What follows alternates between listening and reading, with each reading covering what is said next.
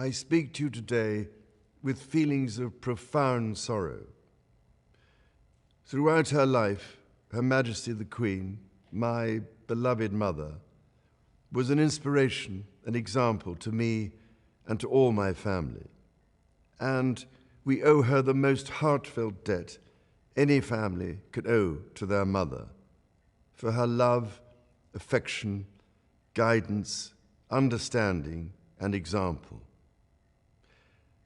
Queen Elizabeth was a life well lived, a promise with destiny kept, and she is mourned most deeply in her passing. That promise of lifelong service I renew to you all today. Alongside the personal grief that all my family are feeling, we also share with so many of you in the United Kingdom, in all the countries where the Queen was head of state, in the Commonwealth and across the world, a deep sense of gratitude for the more than 70 years in which my mother, as Queen, served the people of so many nations. In 1947, on her 21st birthday, she pledged in a broadcast from Cape Town to the Commonwealth to devote her life, whether it be short or long, to the service of her peoples. That was more than a promise. It was a profound personal commitment which defined her whole life. She made sacrifices for duty. Her dedication and devotion as sovereign never wavered through times of change and progress, through times of joy and celebration, and through times of sadness and loss.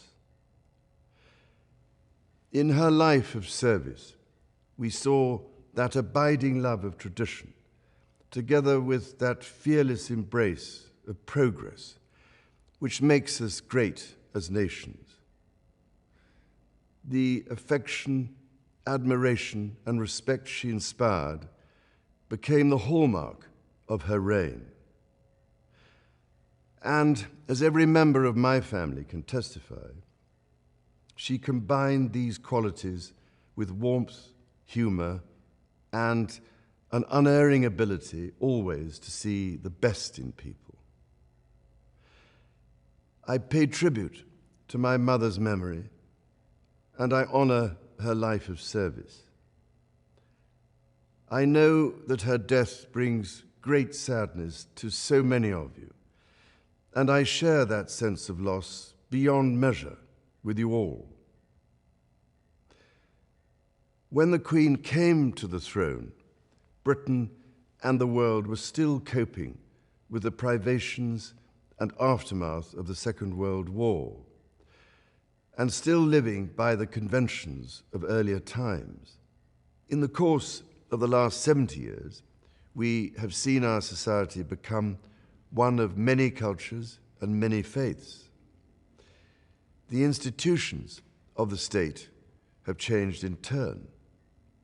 But through all changes and challenges, our nation and the wider family of realms, of whose talents, traditions, and achievements I am so inexpressibly proud, have prospered and flourished. Our values have remained and must remain constant. The role and the duties of monarchy also remain, as does the sovereign's particular relationship and responsibility towards the Church of England, the church in which my own faith is so deeply rooted. In that faith and the values it inspires, I have been brought up to cherish a sense of duty to others and to hold in the greatest respect the precious traditions, freedoms, and responsibilities of our unique history and our system of parliamentary government. As the Queen herself did with such unswerving devotion, I too now solemnly pledge myself throughout the remaining time God grants me, to uphold the constitutional principles at the heart of our nation. And wherever you may live in the United Kingdom, or in the realms and territories across the world, and whatever may be your background or beliefs, I shall endeavor to serve you with loyalty, respect, and love, as I have throughout my life. My life will, of course, change as I take up my new responsibilities. It will no longer be possible for me to give so much of my time and energies to the charities and issues for which I care so deeply. But I know this important work will go on in the trusted hands of others. This is also a time of change for my family.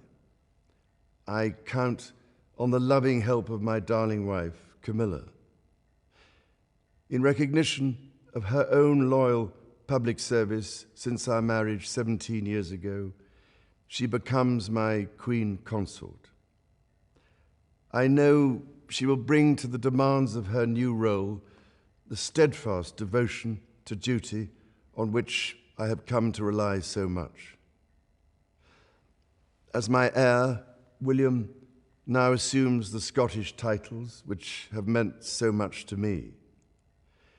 He succeeds me as Duke of Cornwall and takes on the responsibilities for the Duchy of Cornwall, which I have undertaken for more than 5 decades. Today, I am proud to create him Prince of Wales, Tywysog Cymru, the country whose title I've been so greatly privileged to bear during so much of my life and duty. With Catherine beside him, our new Prince and Princess of Wales will, I know, continue to inspire and lead our national conversations, helping to bring the marginal to the centre ground, where vital help can be given. I want also to express my love for Harry and Meghan as they continue to build their lives overseas. In a little over a week's time, we will come together as a nation, as a Commonwealth, and indeed a global community, to lay my beloved mother to rest. In our sorrow, let us remember and draw strength from the light of her example. On behalf of all my family, I can only offer the most sincere and heartfelt thanks for your condolences and support. They mean more to me than I can ever possibly express. And to my darling Mama, as you begin your last great journey to join my dear late Papa, I want simply to say this: thank you. Thank you for your love and devotion to our family and to the family of nations you have served so diligently all these years. May flights of angels sing thee to thy rest.